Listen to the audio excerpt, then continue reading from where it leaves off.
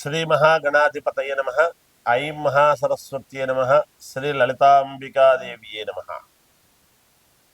ఈ ద్వాదశ రాసుల వాళ్ళ యొక్క ఫలితాలు ఏ విధంగా ఉండబోతున్నాయి అంటే, ఈ గురువు మే 15వ తేదీ మార్పు వలనను, తర్వాత 18వ తేదీ రాహువు కుంభములోకి రావటం, అంటే ఇంతకాలము మీనములో ఉండేటువంటి రాహువు ఇప్పుడు కుంభంలోకి వెనక్కి రావటము, అలాగే కన్యలో ఉన్నటువంటి కేతువు సింహములోకి వెళ్ళటం. ఈ మార్పుల వలన 12 రాసుల వాళ్లకు ఎవరెవరికి ఎలా జరుగుతుంది ఏమిటి అనేటువంటిది చాలా కీలకమైనటువంటి విషయాన్ని నేను ఇప్పుడు తెలుపబోతూ ఉన్నాను. ఎందుకంటే రాహు కేతువులు ఇద్దరు కూడా ఛాయాగ్రహాలని అందరికీ తెలుసు. కానీ ఒక్కోసారి రాహువు ఏం చేస్తాడు అంటే, చాలా దగ్గరగా వచ్చేటువంటివి కేతువు కానీ రాహువు కానీ ఒక ఉన్నతమైనటువంటి స్థితిలో ఉండేటువంటి దానికి అడ్డంకు చేసేది రాహువు. కొన్ని కొన్ని అద్భుతమైనటువంటి యోగాలు దగ్గరికి వచ్చేంత చాలా దగ్గరికి వచ్చి తప్పించేటువంటి వాడు కేతువు. ఈ రెండు ఒక్కోసారి మోక్షదాయకుడు కూడా కేతువే. అంటే ఉన్నటువంటి పరిస్థితిని బట్టి, వాళ్ళ లగ్నాలను బట్టి, ఎవరు ఏ లగ్నంలో పుట్టారో వాళ్లకు ఉండేటువంటి గ్రహస్థితులను బట్టి అప్పుడు కేతువు మోక్షదాయకుడుగా మీ ముందు సిద్ధాన్నాన్ని ఎలా ఉంచుతాడు అనేటువంటిది కూడా ఉంటుంది. ఇదే జాతకములో తెలుసుకోవాల్సినటువంటి విషయం. ఊరికే ఏదో ఫలానా స్థానంలో ఫలానా వాడు ఉంటే ఇది జరుగుతుంది ఊరికే చెబితే లాభం లేదు. ఏదైనా చెప్పింది చెప్పినట్టు జరగాలి. మీకు జరిగినప్పుడు కదా ఎవరి ఆశలైనా పండించుకోవటానికి, ఎవరైనా వాళ్ళ కలలు నిజం కావడానికి, ఉద్యోగం కావాలనుకునేటువంటి వాళ్లకు ఉద్యోగం రావటమైనా, లేదా వివాహం కావాలనుకునేటువంటి వాళ్లకు వివాహమైనా, లేదా ఒక ఉన్నతమైనటువంటి స్థితి మాకు కలగాలి, మావి అన్నీ ఆగిపోయినాయి, అష్టదిగ్బంధనలో మేము ఇరుక్కున్నాము, దీని నుంచి బయటపడడం ఎలా అనేటువంటి ఆలోచనలతో ఉండేటువంటి వాళ్లకు మార్గము దొరకాలి. మన ప్రతిభ మనకు తెలుసు. ఎప్పుడు మనకు అన్నీ సమన్వయముగా ఉంటే మనం చేసుకోగలుగుతాం. కానీ ఇక్కడ అనుకూలత లేనప్పుడు, అన్నీ ఎదురవుతున్నప్పుడు ఎలా చేసుకోగలుగుతారు? అప్పుడు ఏమనిపిస్తుంది మనిషికి మనస్సులో, నేను ఇంత పోరాడుతూ ఉన్నాను, అయినా నాకు అన్ని ఎదురు దెబ్బలు తగులుతూ ఉన్నాయి, కానీ విధి లేదు, పోరాడాల్సిందే, ఎంతవరకు ఏమో అనేటువంటి ఆలోచనలు ఉంటాయి. వాటన్నిటికీ కూడా ఒక ఫుల్ స్టాప్ పెట్టి ఒక యోగాన్ని ఇచ్చేటువంటి అద్భుతమైనటువంటి గ్రహస్థితులు ఏర్పడబోతూ ఉన్నాయి అందరికీ కూడా అనేటువంటిది ప్రస్ఫుటముగా తెలియజేస్తూ ఉన్నాను. ఎందుకంటే రాహుకేతువులు ఇచ్చేటువంటి ఇది, ఒక్కొక్కసారి రాహువు ఉన్నతమైనటువంటి స్థితికి తీసుకువెళతాడు, ఒక్కోసారి ఒక అడ్డము కలిగి అద్భుతముగా నడిచేటువంటి దాన్ని ఆ రాహువు అనేటువంటి వాడు చాలా కిందికి అధమ స్థితికి కూడా తీసుకొచ్చేటువంటి పరిస్థితి ఉన్నది. అందువలనే ఇంతవరకు మీనములో రాహుగ్రస్తతో ఏర్పడినటువంటి గ్రహాలు అన్నీ కూడా వీక్ అయి వాటి యొక్క ప్రభావాన్ని చూపించలేకపోయాయి. ఇప్పుడు రాహు ఎప్పుడైతే వెనక్కి వస్తున్నాడో, కుంభంలోకి వస్తున్నాడో, ఆ గ్రహాలు, మీనములో ఉండేటువంటి గ్రహాలు అద్భుతమైనటువంటి యోగాన్ని ఇస్తాయి. ఎలా అంటే మీకు ఒక ఉదాహరణ, ఇప్పుడు మామూలుగా సూర్యగ్రహణం ఏర్పడింది అంటే రాహువు అడ్డం వచ్చి మళ్ళీ పోతున్నాడు కదా, ఆ గ్రహణం వీడితోనే మళ్ళీ వెలుగైతే ఎలా వస్తుంది?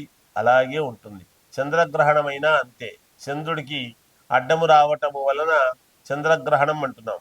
అలాగే గ్రహణము వీడిన తర్వాత చంద్రుడి యొక్క వెలుగు ఎలా ప్రసరిస్తుంది మనకు, అలాగే ఇప్పుడు మీనములో ఉండేటువంటి గ్రహాలు అయినా మిగతాటివైనా మనకు యోగాన్ని ఇచ్చేటువంటి దానికి చాలా అతి కీలకమవుతూ ఉండేటువంటి దాని వలన ఈ 12 రాసుల వాళ్లకు కూడా ఎవరెవరికి ఎలా జరగబోతుంది అనేటువంటిది ఇప్పుడు నేను ఈ మే నెలలో మీకు తెలియజేస్తాను, వినండి. కుంభరాశి వారికి ఇప్పుడు ఈ మే నెలలో 15వ తేదీ గురువు వృషభము నుండి మిథునములోకి వెళ్ళినటువంటి మార్పు వల్లను, రాహు కేతువులు ఇద్దరూ కూడా 18, 17వ తారీఖుల్లో మార్పు చెందేటువంటి దాని వల్లను ఎలా ఉండబోతుంది అంటే అనూహ్యమైనటువంటి మార్పులు చోటు చేసుకోబోతున్నాయి.